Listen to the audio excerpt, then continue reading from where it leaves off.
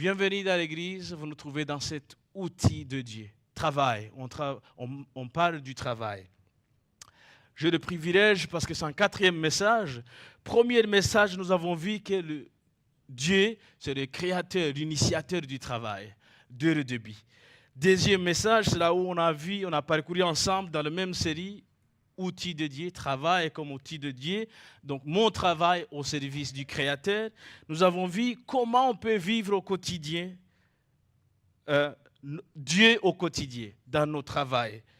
Et c'est le message qui nous a été partagé où on a vu que notre rôle est de rendre visible le Dieu invisible, de refléter et d'incarner ce qu'il est aux yeux du monde, au travail, là où il nous envoie, là où on est.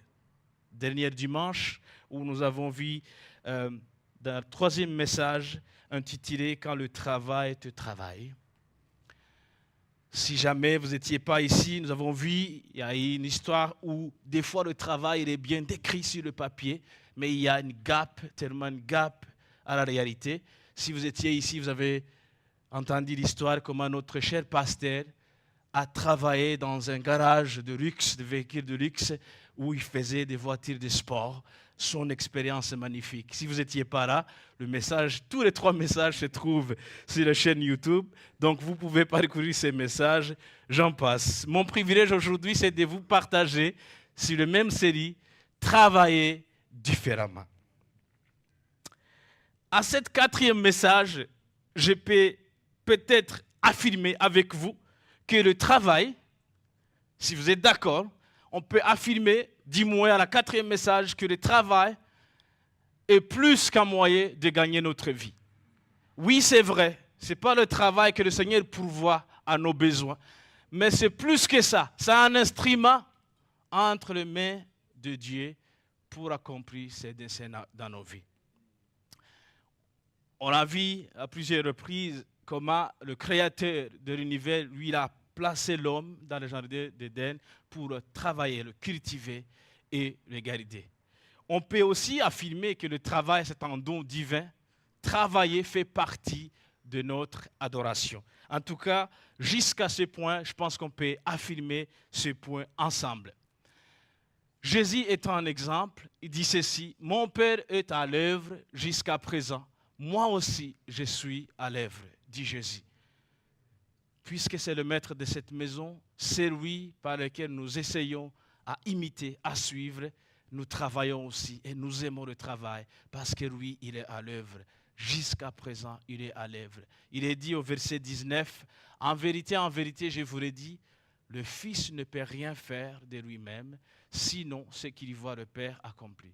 Tout ce que le Père fait, le Fils aussi le fait pareillement. » C'est-à-dire, le Fils, il imite le Papa. Nous, les disciples de Christ, on imite Christ. Il est à l'œuvre et nous devons être à l'œuvre et aimer notre travail. Mais travailler différemment, c'est comprendre que Dieu est notre patron. C'est Dieu notre employeur, en vrai dire. Travailler différemment, c'est glorifier le Seigneur dans ce que nous faisons. C'est voir notre métier comme un ministère. Ce n'est pas seulement une question de salaire, mais une question de service rendu pour la gloire de Dieu. Travailler différemment, c'est de prendre mon travail, c'est de faire mon travail, considérer Dieu comme mon patron et de faire ce que je dois faire comme rendre service à mon patron. C'est lui qui voit tout, qui sait tout, qui connaît mes faiblesses et mes forces. C'est ainsi que je peux travailler différemment pour la gloire de Dieu. Et l'éthique chrétienne du travail repose sur l'intégrité, la diligence et la fidélité. En tant qu'enfant de Dieu, je pense qu'on est appelé à travailler avec l'intégrité, la diligence et la fidélité. Ce que nous faisons, nous pouvons affirmer encore une fois, ce que nous faisons, nous le faisons pour lui et non seulement pour les hommes. Je pense à ce niveau-là, jusqu'à ce point-là, nous sommes tous ensemble, que ce travail que nous faisons, si on désire travailler différemment, avec ce cœur connaissant que Dieu, c'est notre employeur en réalité, et que ce qu'on fait, on le fait pour lui, n'est pas pour les hommes, franchement, ça descend, ça décharge quelques poids sur nous. Parce que quand tu as ton travail et que tu veux plaire ton patron, le patron d'aujourd'hui qui veut l'excellence, qui veut toujours plus haut, tu peux tomber KO. Mais quand tu sais que ton patron c'est Dieu, c'est lui le réel employeur, tu fais dans tout ce que tu peux, dans l'intégrité, dans la fidélité, et tu te donnes, parce que c'est une sorte d'adoration au Seigneur qui a donné ce travail. On trouve 1 Corinthiens 10, 31, un verset qui nous dit « Ainsi donc, que vous mangiez, que vous buviez, ou quoi vous fassiez, faites tout pour la gloire de Dieu. » Tout ce que vous faites au travail, dans ce ministère, si vous pouvez considérer, imaginez-vous un médecin s'il doit aller au travail juste pour gagner son pain. S'il n'a pas cette conscience, je pense qu'il y a la passion que les médecins ils ont. Même chose, les juristes, les avocats. Il y a cette passion d'être à l'écoute de ces personnes en face. Les psychologues, les psychiatres. Eux, c'est des personnes dans tous les métiers en fait. Ça, c'est peu de métiers que je peux citer maintenant, qui me vient comme ça. C'est un travail qui demande vraiment qu'en dehors que ça donne du paix. Le Seigneur utilise ça pour pourvoir à nos besoins. Il y a aussi la passion. Tu as ton maître, tu as quelqu'un devant toi qui est chargé, qui a besoin d'un soulagement. Et dans ces moments-là, tu as un outil de Dieu à ton travail. Oui, tu gagnes du pain parce qu'à la fin, il y aura du salaire, mais plus que ça, parce que tu es en train de rendre le service au Dieu. Et attends-toi que le Seigneur peut t'inspirer même. En dehors de tes cases, des choses que tu dois appliquer, le Seigneur, il est à l'œuvre et c'est à ce moment-là qu'il peut t'utiliser à transmettre quelque chose. Et vous savez quoi, tous ceux qui sont dans ce métier que je viens de citer et bien d'autres, vous êtes très écoutés. Vous pouvez faire une faute, c'est normal, l'erreur est humaine, mais votre erreur peut être très grave. Raison pour laquelle j'ai pris pour toutes ces personnes qui sont dans ce métier que le Seigneur vous inspire. Imaginez si vous devriez faire une opération de quelqu'un à l'oreille et que vous faites une opération sur la main, par exemple. C'est pour cela nous prions que le Seigneur vous inspire, pour qu'il vous conduise, pour aller droit au but, là où il y a le problème. Parce que le Seigneur vous a placé là-bas, il a mis des solutions en vous, et au-delà de ce que vous pouvez, il opère encore et encore. Donc, travailler différemment, c'est travailler pour la gloire de Dieu. Exercer ton métier pour la gloire de Dieu. Travailler différemment, c'est collaborer avec Dieu pour la gloire de Dieu. Travailler différemment, c'est comprendre que le travail est une adoration silencieuse quand tu fais ce que tu fais. Chaque effort, chaque geste, chaque décision devient un moyen de glorifier Dieu. J'en ai fait une expérience. Quand j'ai senti l'appel de joindre l'équipe de mission en Thaïlande. En ce moment-là, j'étais qu'un électricien. Je dois dire que quand j'étais jeune, j'étais entêté. L'homme a tout fait, donc tout travaux, on appelait ça. J'étais plombier, mécanicien, électricien de formation, mais je savais faire tous ces métiers que je viens de citer. Du coup, je pouvais me retrouver à n'importe quel endroit pour bricoler les choses. Et quand j'ai eu l'appel, dans ma tête, dans mon cœur, je ne savais pas que Dieu a besoin des électriciens comme moi. Je pensais que Dieu a besoin des gens qui ont fait la théologie, ou il va utiliser des gens qui connaissent la Bible par cœur. Je croyais que c'est ce que Dieu a besoin d'utiliser. Jusqu'à ce que je découvre que j'étais erroné. Parce que, en répondant oui à mon appel, là où j'étais, en Thaïlande, pour une petite histoire, en Thaïlande, c'est un pays bouddhiste. Très difficile qu'un chrétien s'entraide avec un bouddhiste. Et du coup, je suis devenu un peintre. Ce métier m'a donné l'occasion d'entrer dans plusieurs maisons. Et chaque mur que je faisais la peinture, j'ai prié. Chaque mur que je faisais la peinture, j'ai prié. Je n'étais pas un peintre professionnel, mais j'ai eu 0 plainte. C'est comme le Seigneur m'aidait, je me débrouillais et j'apprenais en même temps. J'ai prié pour des maisons. Au bout de 5 ans, l'église avait 200 personnes, pour ceux qui connaissent l'histoire.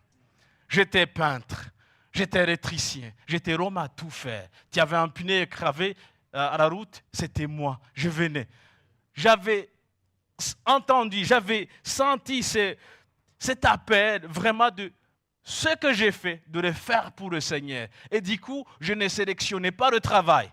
J'étais l'homme à tout faire. Tu es en service, je vais le faire. Parce que je sais que Dieu est réellement mon patron.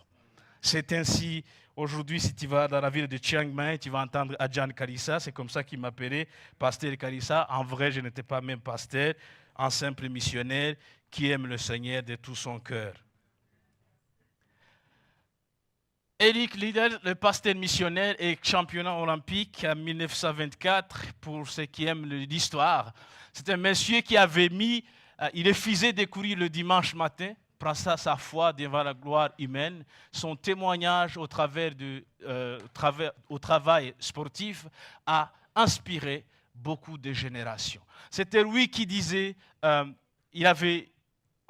une interview qu'ils ont demandé son secret, il a dit « Dieu m'a fait pour aller vite. Quand je cours, je ressens son plaisir. » Vous imaginez, il était un sprinter de 400 mètres. Le gars, quand il court très vite, vous connaissez le sprinter, ce n'est pas un marathon facile, c'est vraiment rapide. Et lui, quand il court, il sentait le plaisir d'être avec son Père. Tellement que ce travail était devenu comme un outil. Chaque fois qu'il courait dans le sprint, il avait cette joie de rendre service au Seigneur, la gloire au Dieu.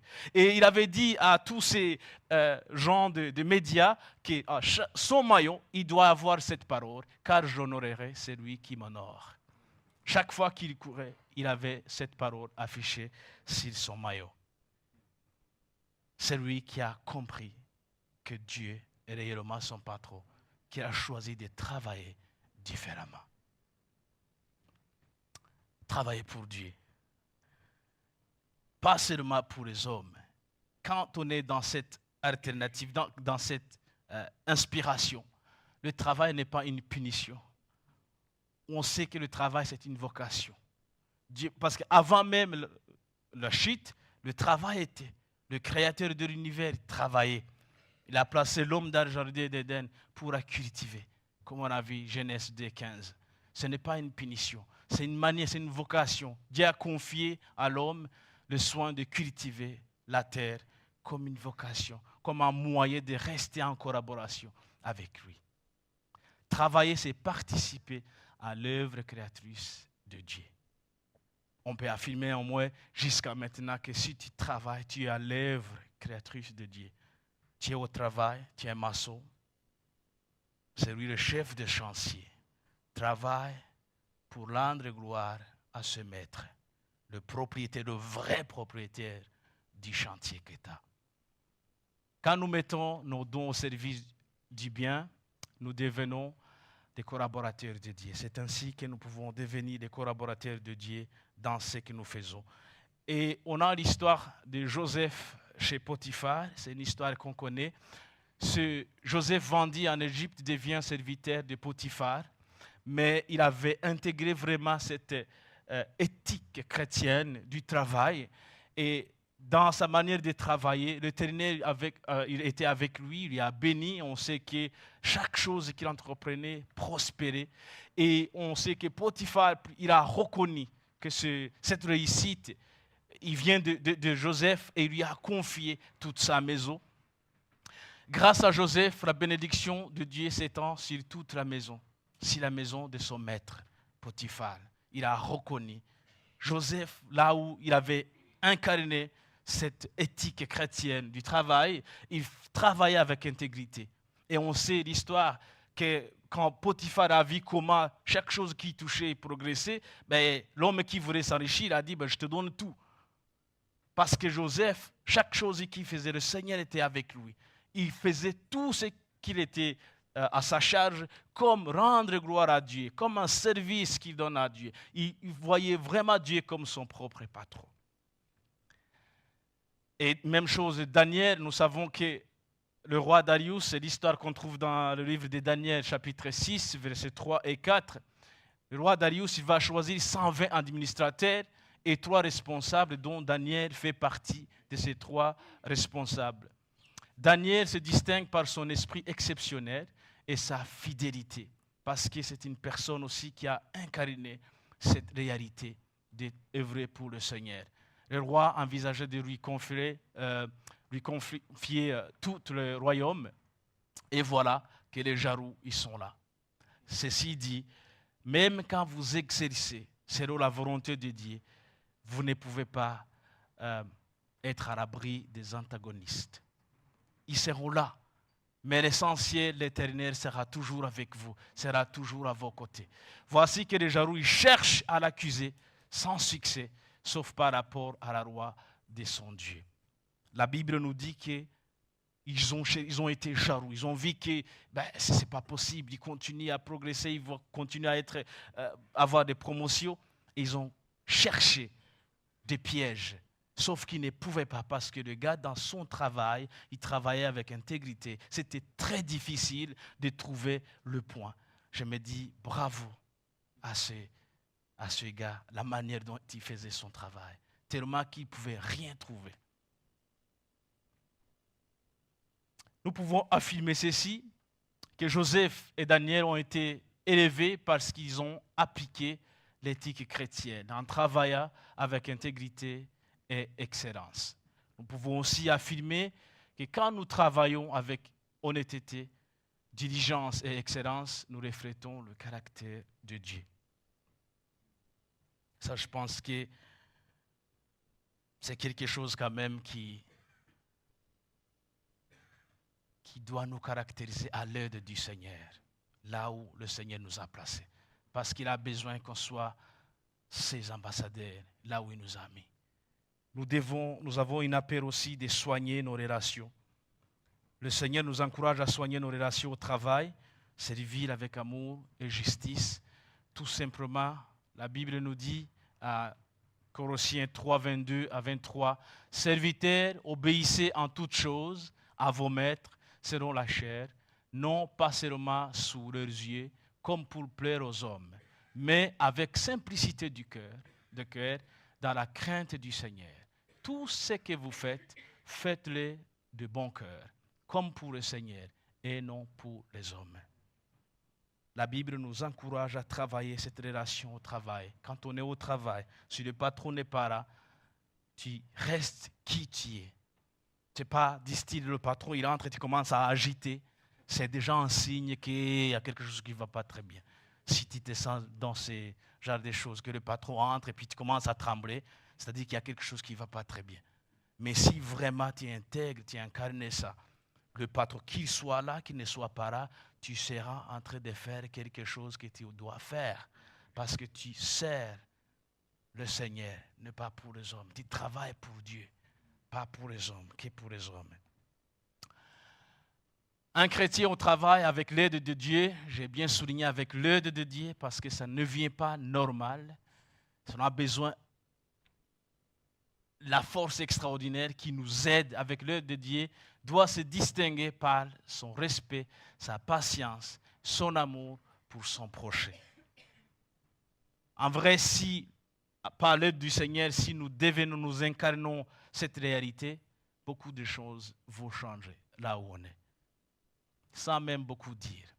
Que vous soyez employé, collègue ou dirigeant, votre comportement parle plus fort que vos paroles.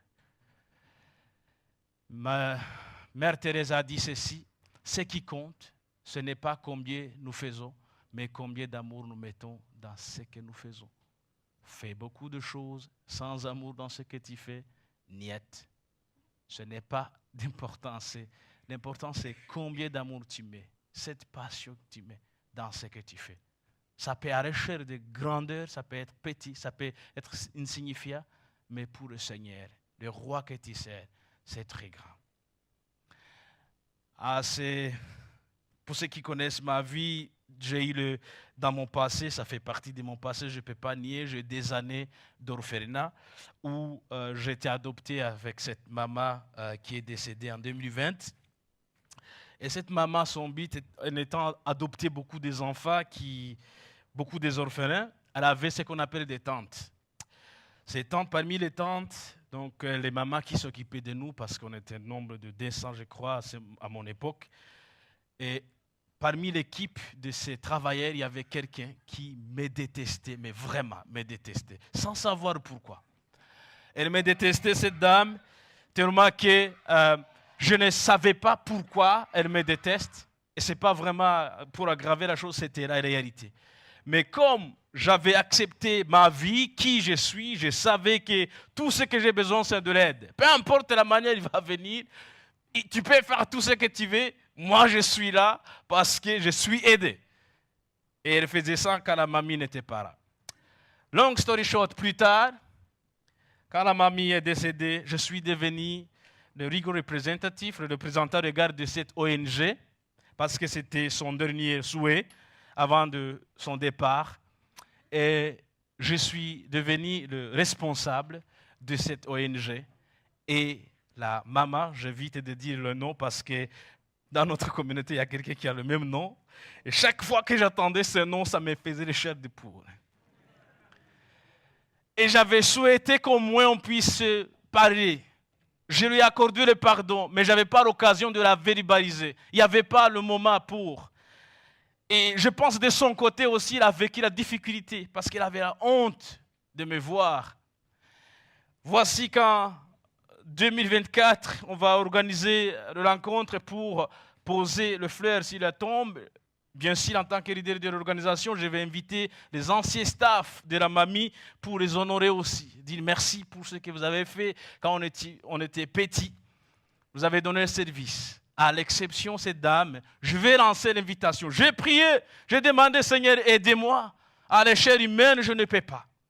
Mais revoir face à face sans qu'on ait une rencontre, c'était difficile.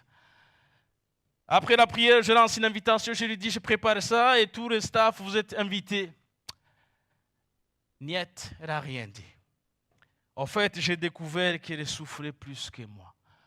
Elle envoie par le messager qu'il a honte de me voir parce qu'elle se rappelait ce qu'elle a fait. C'est comme s'envoyer des courriers au biais d'une personne. Je dis à cette personne, je dis, c'était mon temps. C'était comme ça. Mais Dieu a changé. Viens. Je vais t'honorer quand même. Je vais honorer ce que tu as fait. Peut-être que tu avais aussi des difficultés, tu avais des choses qui n'étaient pas réglées. Elle a dit, c'est difficile, aimable. Je sais que tu es devenu pasteur, il m'a dit comme ça. Mais j'ai honte. Bonne fête. Et tout ça me montre que cet exemple, la manière dont nous traitons les gens, des fois nos attitudes, nos réactions révèlent vraiment la présence du Christ en nous. Ruth 2, nous trouvons un exemple de Boaz, un certain Boaz qui était aisé, mais la Bible nous dit qu'il traitait les ouvriers avec bienveillance. Au chapitre 2, verset 4, il dit ceci, Boaz vint de Bethléem, il dit au moissonneur, que l'Éternel soit avec vous. Il lui répondit, que l'Éternel te bénisse. Vous savez, en lisant ce texte, je me suis imaginé dans le texte. Je vois Boaz sur un cheval, je pense que c'était le moyen de transport de cette époque, qui va voir ses moissonneurs. Vous imaginez le patron venir te dire, Serge, que l'Éternel te bénisse. Vous imaginez le patron qui vient au travail, qui te trouve devant le bureau, au travail, au chantier, qui te dit que l'Éternel te bénisse. Vous imaginez ce cœur d'un patron qui reconnaît que son patron est réellement Dieu. Oui, il est le maître pour ce bout, mais il sait que lui aussi, il a des comptes à rendre au grand maître. Et les maçonnaires aussi qui vont répondre, qui répondra que l'Éternel te bénisse. Comment la bénédiction manquera à s'attacher à une personne comme ça? La salutation en soi. La Bible nous témoigne que lui, il est traité, c'est des moissonneurs, c'est des ouvriers, mais il est traité dignement. Il avait incarné cette réalité dont on parle. Que le Seigneur, que l'Éternel te bénisse. J'ai beaucoup aimé cette scène dans ma tête. Je suis beaucoup imaginaire quand je lis des histoires du passé comme ça. Et j'aime bien me mettre dans la scène pour sentir le goût si j'étais ce serviteur, que mon patron vienne et qu'il me souhaite que l'Éternel soit avec vous. Hein? Tu vois, tu es en train de piocher des choses, puis ton patron vient et dit que l'Éternel soit avec vous. Vous sentez ces choses-là? Je ne sais pas. Vous êtes dans la cuisine. Hein? C'est lui le chef. Tu es en train de mettre du sel, tous ces petits spices. Il dit que l'Éternel. Ça, c'est moi avec une imagination. Quand nous traitons nos collègues avec respect et la compassion, nous manifestons l'amour de Christ pour eux.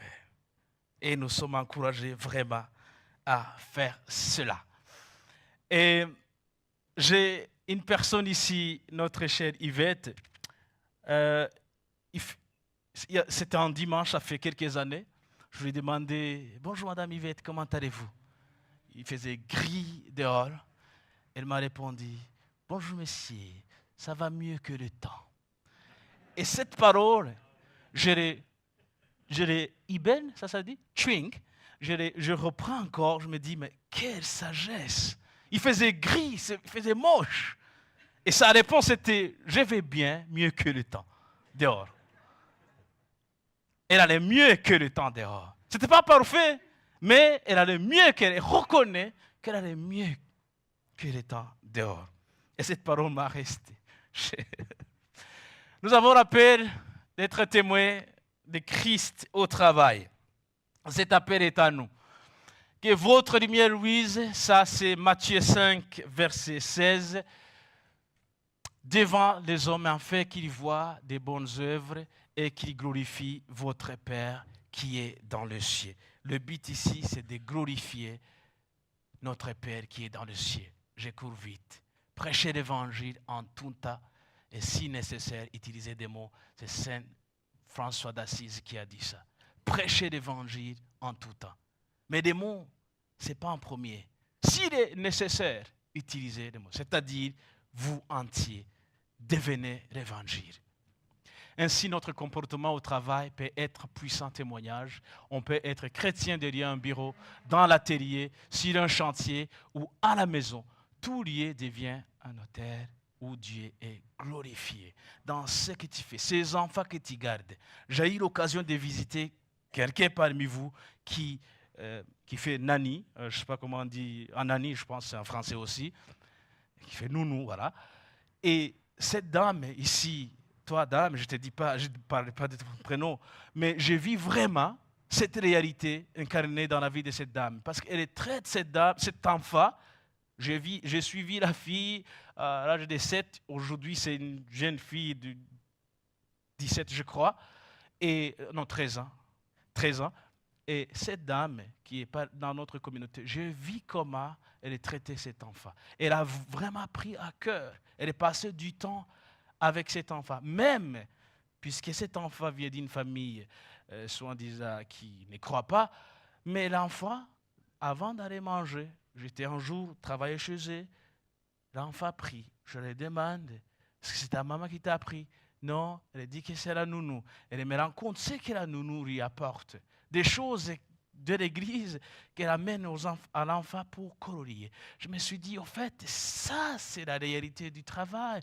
Elle est en train d'honorer le Seigneur dans ce qu'elle fait. Elle se voit comme un ambassadeur du Seigneur dans cette maison. Tu sais que là où le Seigneur t'a placé, ce n'est pas au hasard. C'est peut-être que tu sèmes la paix dans cette maison. C'est peut-être que tu sèmes la joie dans cet endroit, dans ce bureau, là où tu es. Tu n'es pas un accident, tu n'es pas au hasard que tu es là. Cherche, prie, demande au Seigneur comment je peux t'honorer dans le temps et l'espace que tu me prêtes maintenant. Parce que rien n'est éternel. Peut-être que tu vas changer, tu vas aller ailleurs. Mais du moment où tu es là où tu es, prie, demande au Seigneur comment tu peux être un outil de bénédiction pour ce peuple. En préparant ce message, j'ai une pensée, je pars vite. J'ai pensé à 3 personnages. J'ai pensé aux jeunes qui sont aux études. Je me suis dit, mais comment ça peut être pratique pour le jeune qui est aux études? Travailler différemment, comment ça peut être une bénédiction pour ceux qui sont aux études. Et j'ai Trouvez le texte dans Ecclésiaste 9, 10 qui dit « Tout ce que tu trouves à faire, fais-le avec force que tu as. » Un étudiant qui est aux études, son travail présent, c'est de préparer son travail de demain. Donc, en travaillant pour la gloire de Dieu, tu commences, ton travail pour la gloire de Dieu, ça commence sur le banc de l'école, banc de l'université. Tu sais rendre le devoir au bon moment et tu le fais bien comme tu fais pour le Seigneur. Ça peut commencer par là. Je me suis dit, mais qu'est-ce que ça veut dire? Ça signifiera quoi pour la personne âgée, retraitée? Et pour ça aussi, personne retraitée, continuez à servir par l'expérience et la sagesse.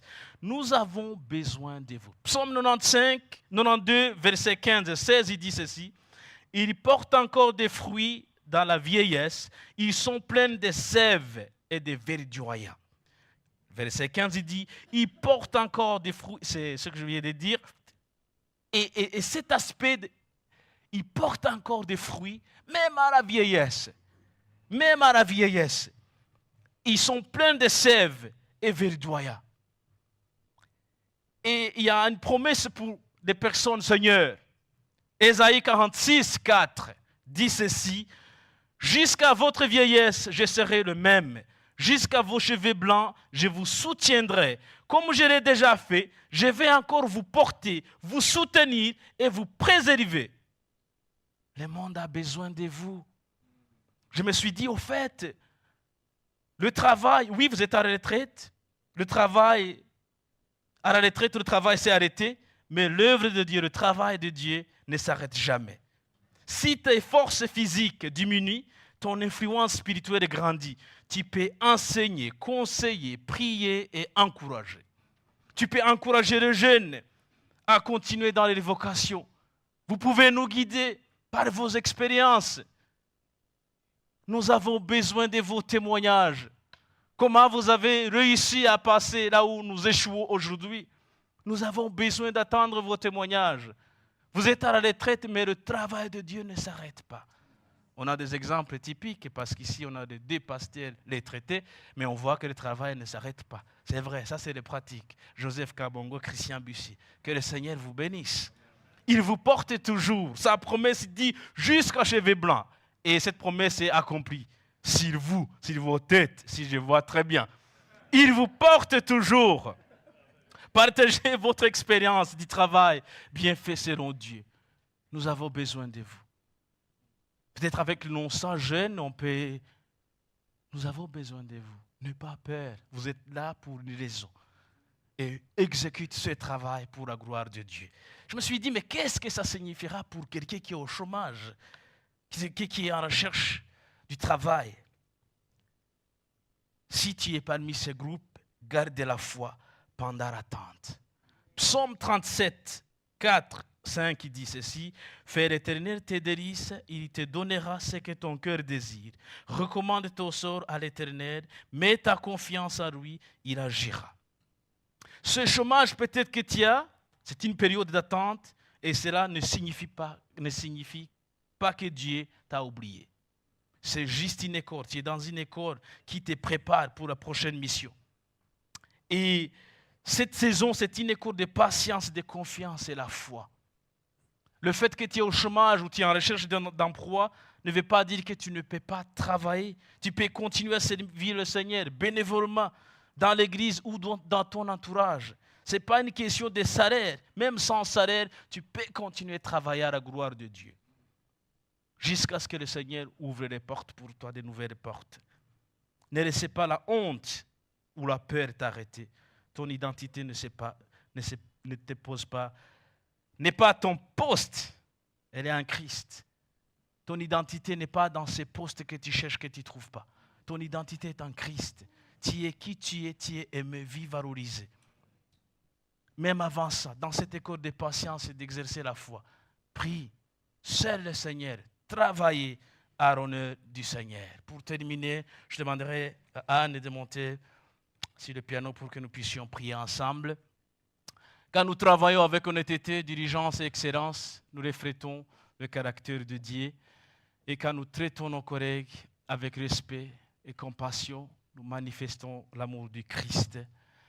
Et ainsi, quand nous gardons la joie, même dans les difficultés, nous témoignons que notre force vient du Seigneur.